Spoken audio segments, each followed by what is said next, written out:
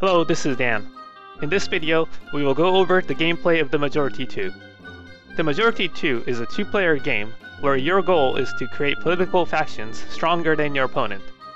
At the end of the game, player with the highest political power and money wins the game.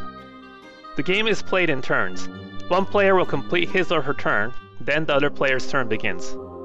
Player turn is divided into 6 phases, which are Income Phase, Exchange Phase, Draw Phase, Free Play Phase, Standard Play Phase, and Cleanup Phase. Let's take a look at a card. At the top is the faction this member belongs to, and their title. Cost to play the card is on top right corner. Some cards have additional costs written right here. Most cards have special ability that is triggered when the card is played and the cost is paid. Finally, these stars down here show their power when they become faction representatives. This is the number of victory points you will be getting at the end of the game. Now we will go over each phase. In the income phase, you'll flip over all coin tokens to their active sides. Money spent during your last turn will become available again. In the exchange phase, you may exchange your entire hand with your entire reserve. You cannot pick and choose which card to exchange. If you do decide to exchange, you must exchange your entire hand.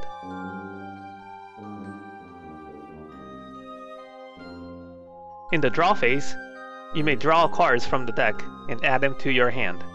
If you do this, then your opponent will also draw one card and add it to his or her reserve.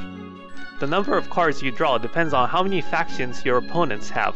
In the beginning of the game, when your opponent does not have any faction, you will be drawing 2 cards.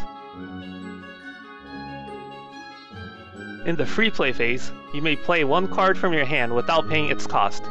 Any cards can be played without paying any cost, except for a few cards that says they cannot be played during this phase. If you play a card, the card's special abilities do not trigger. When you play a card, you'll play in one of 3 columns in your play area. We'll go over this in more details later. In the standard play phase, you may play any number of cards from your hand, but you must pay their cost. Just like the last phase, when you play a card, you'll play in one of your 3 columns. Let's go over this in more details.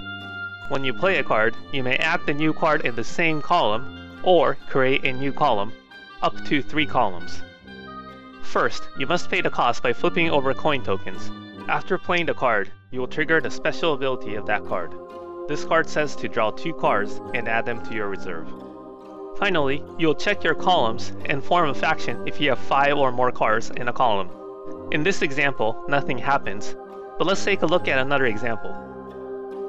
In this case, you just played a card and you now have 5 cards in your column. If there are less than 3 cards of a single faction, then no faction is formed and your column is discarded. If you have 3 or 4 cards of a single faction, you'll choose one card as a representative of that faction and add it to your score area. Then you gain 1 coin chip face down.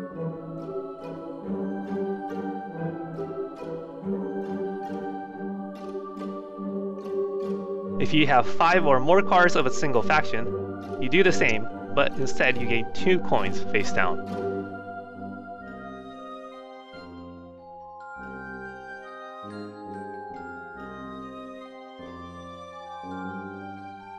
In the cleanup phase, you'll give your remaining hand to your opponent. If he had no cards left, then the opponent does not get any card, and he or she must exchange their hand with their reserve during exchange phase. At this time, if your opponent has 5 or more factions formed, then the game ends.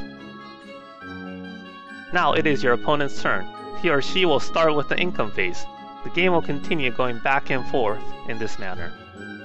Endgame score is the total power of all of your faction representatives, plus 1 point for each coin tokens you have. The player with the highest point wins. In case of a tie, player who was not the first player wins. These are the basic steps for playing the Majority 2. Each faction plays very differently, and each member has unique special abilities. You will need to carefully decide when to play your cards and when to score them. However, remember that cards you do not play during your turn becomes your opponent's hand next turn.